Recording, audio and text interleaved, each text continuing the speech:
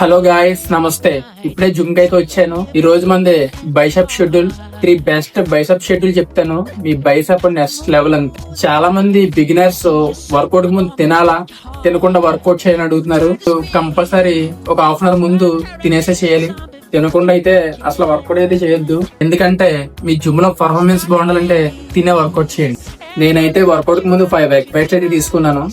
Biceps workout చింపుతారండి. మీ stamina బట్స్ వెయిట్స్ తీసుకొని స్లోగా పర్ఫార్మెన్స్ చేయండి. 10 to 12 repetitions, 4 sets. Second variation barbell bicep curl. 10 to 12 repetitions, 4 sets. Rod పైకి లేపినప్పుడు 1 సెకండ్ హోల్డ్ చేయండి. కిందకి దింపినప్పుడు స్లోగా దింపండి. Third variation reverse grip hammer curl. 12 to 15 reps, 4 sets. మన వర్కౌట్ అయితే కంప్లీట్ అయిపోయింది.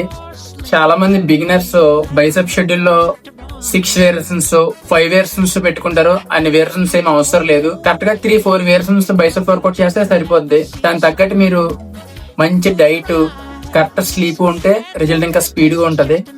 నేనైతే బైసెప్ గానీ ట్రైసెప్ గానీ 3 వేరియేషన్స్ పెట్టుకుంటాను. నెక్స్ట్ వర్కౌట్ లో మళ్ళీ కలుద్దాం. Bye guys.